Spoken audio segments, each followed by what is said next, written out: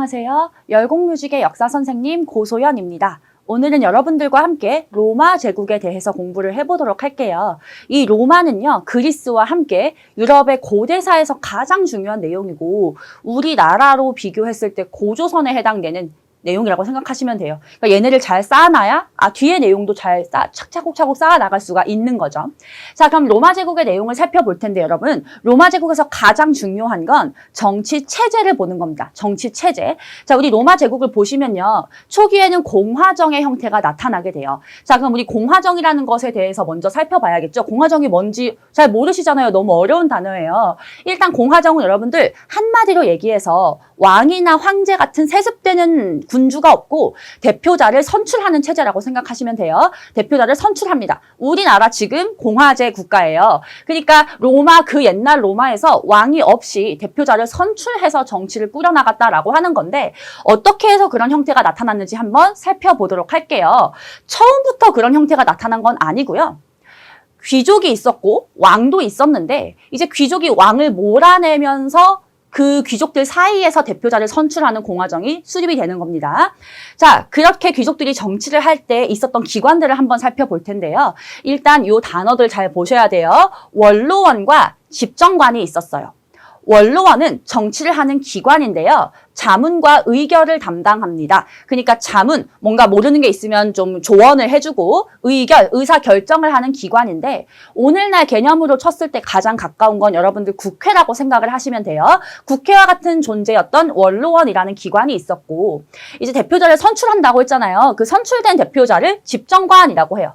그러니까 집정관은 대통령 같은 개념이라고 생각하시면 되겠죠. 이 집정관이 행정과 군사를 담당을 하게 되는데요, 여러분들. 이 집정관이 여러분 은퇴를 하면 원로원으로 소속되게 되어 있어요. 그러니까 한 번 집정관이 되면 계속해서 정치에 영향을 끼칠 수 있었기 때문에 굉장히 중요한 기관이었고 초창기엔 귀족들이 이 집정관을 담당을 했겠죠.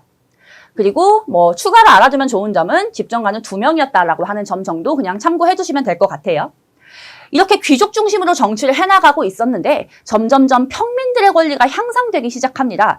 평민들의 권리가 어떻게 해서 향상이 되냐면요. 이때 로마가 영토를 확장하는 과정에서 전쟁을 굉장히 많이 하는데 전쟁에 평민들이 참여를 하는 거예요. 나라에서 시키지 않았는데 자발적으로 무장해서 전쟁에 참여를 하게 됩니다.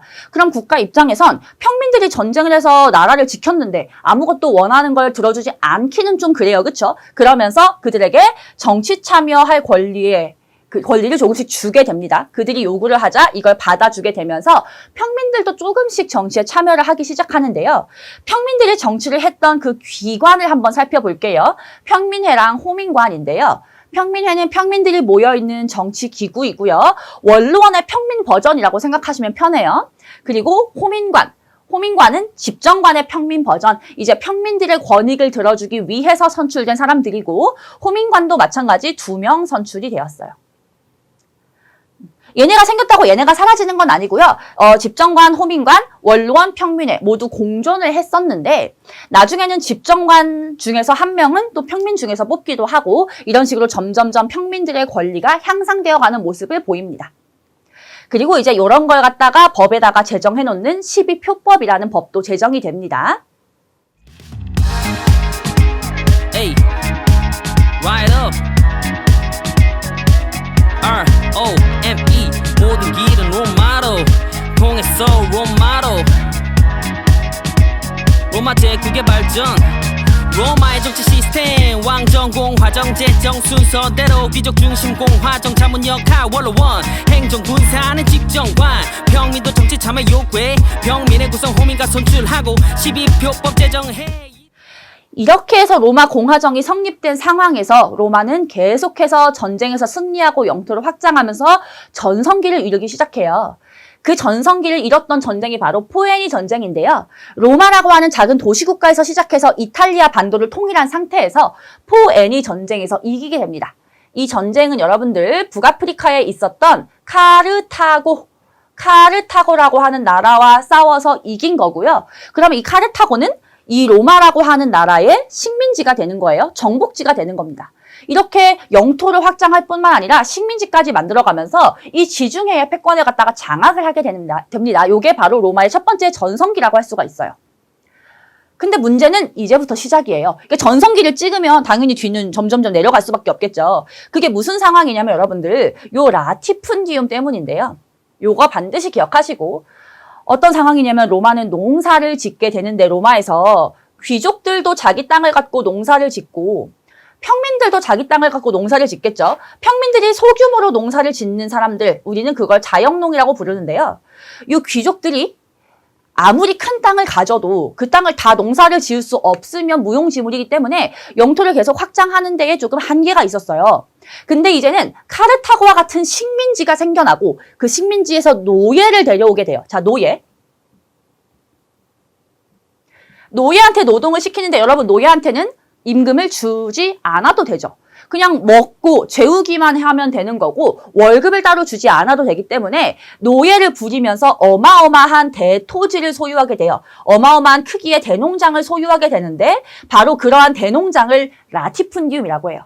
다시 한번 포에니 전쟁 이후에 노예를 데리고 와서 귀족들이 아주 큰 규모의 대농장을 운영한다. 그 대농장을 라티푼디움이라고 합니다. 그러면 임금을 주지 않아도 되는 노예들을 데리고서 아주 큰 규모의 농사를 대규모로 지으면 그 농장에서 수확된 농작물의 가격은 싸질 수밖에 없겠죠. 말하자면 인건비가 안 들어가니까요. 그래서 이 자영농들이 생산한 농작물은 귀족이 라티푼디움에서 생장한 농작물과는 전혀 비교가 안 되는 상황이 돼버린 겁니다. 그래서 자영농이 몰락을 하게 돼요. 귀족들의 라티푼디움에 지면서 자영농이 몰락을 하게 돼요. 그럼 사실 이런 상황은 좋은 상황이라고 볼 수가 없잖아요. 그래서 이 자영농들, 이 사람들은 평민이었기 때문에 이 평민들의 권익을 향상시켜주기 위해서 호민관이었던 그라쿠스 형제가, 자 다시 한번 아까 앞에서 호민관은 평민들을 대표하는 선출된 대표자였죠. 그 평민들을 대표하는 호민관이었던 그라쿠스 형제가 개혁을 시도했어요. 그래서 평민들에게 농지를 나눠주는 등의 개혁을 하려고 했지만 귀족들의 반발이 너무 심해서 실패하게 됩니다. 그라쿠스 형제는 암살당해요. 이제 이렇게 격차가 커진 이 상황을 더 이상 좁힐 수가 없는 상태에서 나라가 혼란스러우니까 이제 막 군인들이 정치를 하겠다고 막 나서게 돼요. 근데 여러분 로마 역사에서 군인들이 정치를 한다고 나섰을 때 잘 된 적이 없어요. 그래서 이 내전 상황에 휘말리면서 무슨 반란도 일어나고 엄청난 혼란기가 찾아오게 됩니다. 이탈리아 반도를 통일한 로마는 시중에 100건 넣고 카르타고와 충돌 포에니 전쟁 로마가 위너지 중에 세계를 장악했지만 전쟁으로 장롱은 몰라 귀족의 대농장 라티푼디움 증가의 장롱을 육성하자 그라쿠스 형제에게 어군 귀족 반발로 시켜 그때 그 수많은 그 군인 정치가들 중에서 가장 권력이 강했던 사람이 바로 카이사르라고 하는 사람인데요. 유럽 역사에서 되게 중요한 인물인데 우리가 이 교과서에서 그렇게 중요하게는 안 보니까 가볍게만 보세요. 군인 정치가 중에서 카이사르가 아주 독점적으로 권력을 장악을 하면서 독재 정치를 펼치게 되는데 이제 이 사람은 그 잘난 맛에 좀 취했던 것 같아요. 그래서 주변에 적도 많았고 내가 최고다라는 이러한 사람이었기 때문에 반대파가 굉장히 많아서 반대파에 의해서 암살당하게 됩니다. 그런 후에 또 다시 이제 다른 정치가들이 막 정치를 한다고 나섰는데 그때 이제 카이사르가 가장 아끼는 양아들 같은 존재였던 옥타비아누스라고 하는 사람이 새롭게 정권을 잡게 돼요. 카이사르 사망 이후에 다시 또 약간 내전이 있었다가 그걸 다시 장악한 게 옥타비아누스인데 이제 이 사람은 자기의 전에 있었던 카이사르라고 하는 사람이 적이 주변에 많아가지고 몰락하는 걸 봤기 때문에 굉장히 겸손한 그런 입장을 취했다고 해요. 그래서 주변에서 당신이 최고입니다, 멋집니다 이렇게 얘기를 해도 막 제가 무슨요 이러면서 더 뛰어나시죠 이렇게 겸손하게 행동을 하니까 모두가 이 사람을 좋아한 거예요. 정치도 잘하고 싸움도 잘하는데 성격도 좋아 이렇게 생각을 한 거죠. 그래서 결국에는 원로원이 이 콧대 높은 원로원이 옥타비아누스에게 아우구스투스라고 하는 칭호를 붙여주게 되는데요. 이 아우구스투스라는 단어의 뜻은 존엄한 자라는 뜻이에요. 당신은 정말 존엄하고 이 세상에서 가장 중요한 인물이십니다 라는 칭호를 붙여주게 됩니다. 근데 사실 우리는 이러한 칭호까지 받았는데 이걸 과연 공화정이라고 볼 수 있을까라는 생각을 하게 돼요. 그래서 이때부터를 실질적인 황제가 통치하는 제정이라고 봐요. 옥타비아누스를 실질적인 최초의 황제라고 보고 우린 요거를 황제가 통치한다, 제정이라고 합니다. 지금 정치체제가 바뀐 거예요. 공화정에서 제정으로 바뀐 거고 그 바뀌는 기점에 있는 인물이 옥타비아누스인 겁니다. 아우구스투스라고 불리면서. 근데 요때부터 로마가 제2의 전성기를 맞이하게 되고요. 요 제2의 전성기는 꽤 오래 갑니다. 이후로 약 200여 년간 로마의 평화라고 불리는, 이거를 뭐 팍스 로마나라고도 하는데 5명의 현명한 황제가 있었다라고 해서 오현제, 5명의 현명한 황제가 있었던 시대라고도 불러요. 이런 로마 최고의 번영기를 맞이하게 돼요. 근데 이 오현제 시대가 유지될 수 있었던 이유가 여러분들, 이 황제들이 굉장히 현명했던 게, 보통은 황제가 이제 내가 죽고 나서 다음 황제가 될 사람은 나의 아들에게 넘겨주게 되죠. 근데 이 사람들은 그렇게 하지 않고 내 아들이 아니라 당시 나의 신하들 중에서 가장 현명하고 가장 로마를 사랑하는 사람에게 물려줬다고 해요.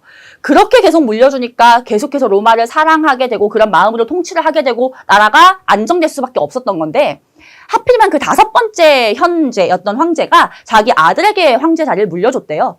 근데 그러면서 바로 나라가 다시 쇠퇴를 하게 되는 거예요. 이후 엄청난 혼란기에 빠져들면서 군인 황제가 등장을 하고요. 외세가 침략하면서 급격하게 로마가 다시 쇠퇴하게 됩니다. 공화정은 붕괴되고 군인 정치가 카이사르의 독재와 암살, 존엄한 자 아우구스투스, 칭호받은 옥타비아누스, 제정은 시작돼 200년간 오현제 통치로 로마의 평화, 박스 로마나 시작. 하지만 군대의 정치계 비민족의 침입, 로마는 쇠퇴 시즌. 여러분들 여기서 주의하셔야 될 점이, 지금 군인들이 나서서 정치를 한 게 2번이에요. 그쵸? 아까 앞에 카이사르와 같은 군인 정치가들이 있었고 여기 또 군인 황제가 등장을 하는데, 요 파트에서 여러분들 순서를 만약에 물어보는 문제인데 군인 정치가와 군인 황제가 나온다. 그러면 헷갈리거든요. 그럼 어떻게 구분을 해야겠어요? 이게 제정 시기니까 황제라는 표현이 쓰일 수 있는 거지, 공화정 시기에는 황제가 없기 때문에 군인 황제라는 표현을 그때는 쓸 수 없겠죠. 그렇게 정치 체제를 잘 따져가면서 문제를 푸셔야 됩니다. 군인 정치가는 공화정 시기, 군인 황제는 제정 시기에 쓰일 수 있는 단어예요. 어쨌든 지금 또 군인들이 등장하면서 나라가 쇠퇴하기 시작을 하는데, 이렇게 망하기는 너무 아까운 나라잖아요. 그렇죠? 그래서 로마를 다시 예전처럼 부흥시키려는 노력들이 나타나게 되고, 그 노력을 했던 황제를 우리는 3명을 배울 겁니다.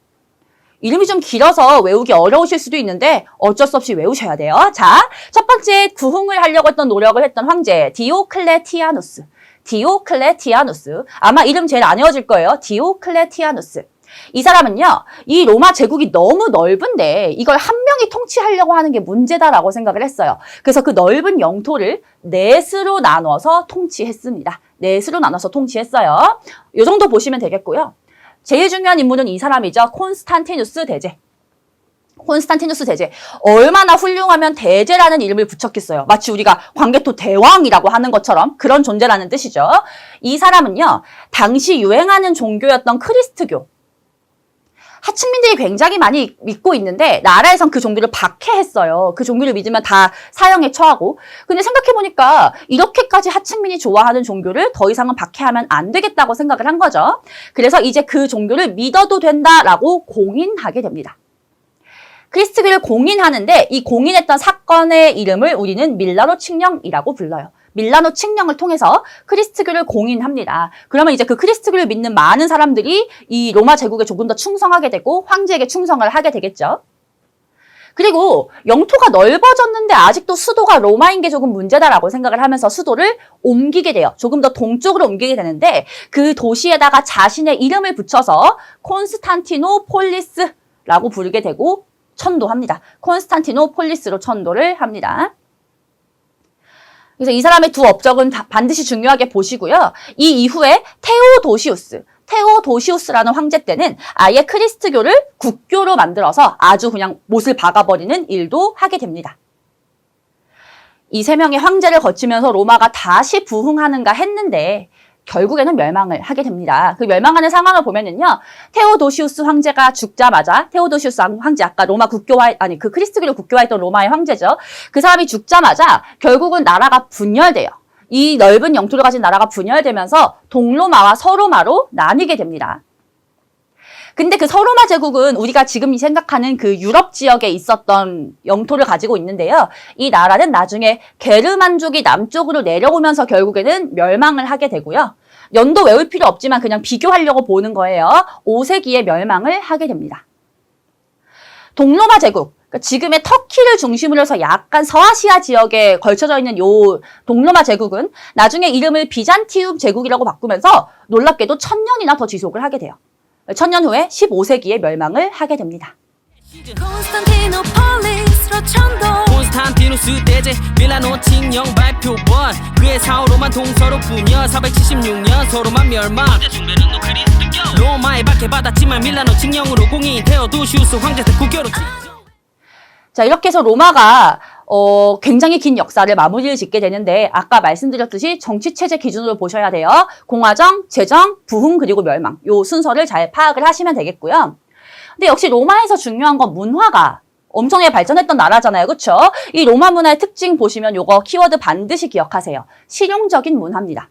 실용적이라는 건 실생활에 쓸 수 있는 것들을 갖다 발전시켰다는 뜻이죠. 로마는 워낙 제국이 넓었기 때문에 어떻게 하면 효율적으로 통치할 수 있을까에 대해서 많이 고민을 했고 그 결과 실용적인 문화가 발달을 하게 되는데 가장 대표적인 게 법률과 건축이에요. 법률 같은 경우에는 초창기에는 관습법, 그러니까 관습적으로 이렇게 해오더라라고 하는 법이 있다가 나중에 아까 잠깐 얘기 나왔던 뭐 12표법도 만들어지게 되고 그러다가 이제 로마 시민에게 적용되는 시민법으로 발전했는데 나라가 점점 커지면서 큰 영토를 갖게 되니까 그 큰 제국의 모든 사람에게 적용되는 만민법으로 발전을 하게 되고요. 이제 나중엔 여러분들 요 로마의 수많은 법들, 이 발전된 법들을 갖다가 하나로 집대성하는 법전이 만들어지게 되는데 그 법전의 이름이 유스티니아누스 법전인데요. 이게 뭔가요? 이게 여러분들 아까 동로마 제국이 비잔티움 제국으로 이름을 바꾸게 되면서 1000년 더 지속된다고 했죠. 서로마 제국이 멸망한 상태에서 비잔티움 제국의 황제였던 유스티니아누스라고 하는 사람이 만든 법전이에요. 그러니까 비잔티움을 아직 안 배워서 조금 생소하겠지만 중요한 내용이니까 기억을 하셔야 되고요. 건축 같은 경우는 여러분들 뭐 도로 아시죠? 뭐 모든 길은 로마로 통한다라고 할 만큼 도로가 굉장히 잘 정비가 되어 있었고 수도교, 물이 이렇게 위에서 아래로 흐르는 걸 이용을 해서 다리처럼 사람이 이용할 수 있으면서 그 다리 안에서 물이 흐르게끔 만든 아주 훌륭한 수도교를 만들기로 했고요. 콜로세움은 다들 아시죠? 아주 정교하게 잘 만들었고 공중 목욕탕 같은 것도 있었다라고 얘기를 합니다. 문화는 실용적이야 법률과 건축과 도로 발전 아로웨미 학문과 예술은 고대 그리스 문화의 영향을 받았지 법은 관습법 시민법 만민법 순서로 유스티니아누스 법전으로 집대성 건축은 콜로세움 개선문 수도교와 도로망이 발달했지. 로마 문화에서 가장 중요한 건 크리스트교겠죠. 자, 크리스트교라는 종교, 기독교라고도 부르죠.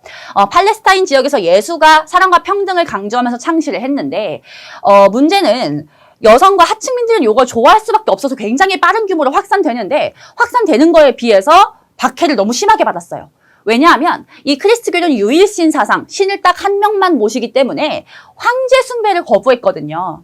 근데 당시 로마의 황제들은 자신을 신처럼 모시고 숭배하기를 바랐기 때문에 나의 숭배를 거부하는 요 크리스트교를 아주 심하게 박해하게 됩니다. 하지만 계속해서 여성과 하층민들은 요 평등이라고 하는 가치 때문에 이 종교를 버릴 수가 없어서 박해를 받더라도 계속해서 믿고 전파하고 이런 상황이었던 거예요. 그러다가 아까 배웠던 것처럼 콘스탄티누스 대제 때 밀라노 칙령을 통해서 공인하게 되고 그 후에 테오도시우스 황제 때 국교가 되면서 본격적으로 크리스트교가 유럽의 중심 종교로 발전하기 시작을 합니다. 여기까지 보셨으면 여러분 열공뮤직의 노래 가사를 통해서 한번 복습을 해보도록 할게요. 모든 길은 로마로 통했다. 아까 실용적 문화 했던 그 내용이 기억이 나네요. 자, 로마의 정치 시스템은 왕정에서 공화정, 제정 순서대로 갔는데 왕정 시기는 중요하지 않고 공화정과 제정 순서를 보시면 되겠고요. 초창기는 귀족 중심의 공화정이었는데 원로왕과 집정관을 통해서 정치를 했습니다. 그러다가 점점점 평민들도 정치 참여를 요구하기 시작했고 그 배경에는 평민들이 전쟁에 나가서 전쟁에서 이겼다라고 하는 내용이 있었죠. 평민회와 호민관을 통해서 정치를 했었고요. 12표법을 제정을 하게 됩니다. 그런 후에 계속해서 발전하면서 이탈리아 반도를 통일한 상황에서 카르타고와 전쟁에서 이기죠. 포에니 전쟁. 이게 이제 로마의 첫 번째 전성기였는데 이 이후에 이 귀족의 농장이 라티푼디움 때문에 결국에는 자영농이 몰락을 하게 되고 그것을 해결하기 위해서 그라쿠스 형제가 개혁을 하려고 했지만 귀족의 반발로 암살당하면서 실패. Hey, right up. R-O-M-E 모든 길은 로마로 통했어 로마로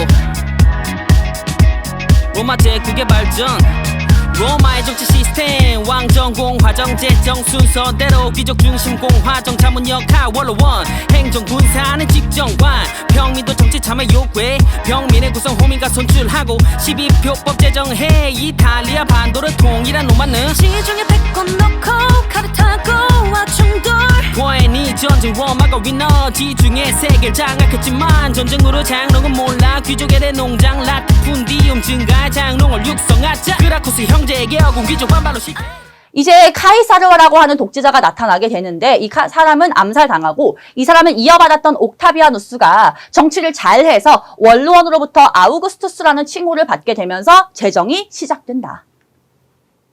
그 후로 5현제의 통치로 로마의 평화, 다른 말로 팍스 로마나가 시작되지만 그 200년이 지난 시점부터 다시 한번 군인들이 정치에 개입하면서 군인 황제 시기, 거기다가 이민족 침입까지 나타나게 되고 로마는 쇠퇴를 맞이하게 되죠.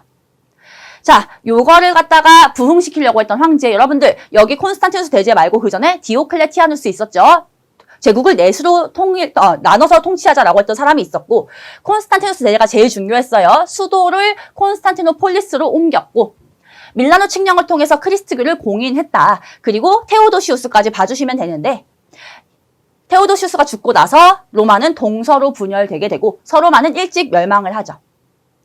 자, 크리스트교 보시면 황제 숭배를 거부해서 로마의 박해를 받았지만 나중에 그 콘스탄티누스 대제 때 밀라노 칙령으로 공인됐었고 테오도시우스 때 국교로 지정됐다. 계속해서 얘기 나오고 있고요. 로마 문화의 특징 중요한 키워드 실용적이다. 법률과 건축이 발달했어요. 왜냐하면 넓은 제국을 효율적으로 통치해야 했기 때문에. 그리고 그리스 문화의 영향을 받았다 이런 거 여러분들 기본적으로 아실 수 있는 거니까 가볍게 보고 넘어가시면 되겠습니다. 법은 관습법, 시민법, 만민법 순서대로 발전하다가 나중에 비잔티움 제국의 유스티니아누스 황제 때 집대성이 되고요. 건축은 콜로세움, 개선문, 수도교, 도로망 이런 거 다 알고 계실 거라고 생각합니다. 공화정은 붕괴되고 군인 정치가 카이사르의 독재와 암살 존엄한 자 아우구스투스 칭호받은 옥타비아누스 제정은 시작돼 200년간 5현제 통치로 로마의 평화 박스 로마나 시작 하지만 군대의 정치 개입 민족의 침입 로마는 쇠퇴 시즌 콘스탄티노폴리스로 천도 콘스탄티누스 대제 밀라노 칙령 발표본 그의 사후로만 동서로 분열 476년 서로만 멸망 로마에 박해받았지만 밀라노 칙령으로 공인 테오도시우스 황제 때 국교로 지정 아로웨미 로마 문화는 실용적이야 법률과 건축과 도로 발전 아로웨미 학문과 예술은 고대 그리스 문화의 영향을 받았지 법은 관습법 시민법 만민법 순서로 유스티니아누스 법전으로 집대성 건축은 콜로세움 개선문 수도교와 도로망이 발달했지.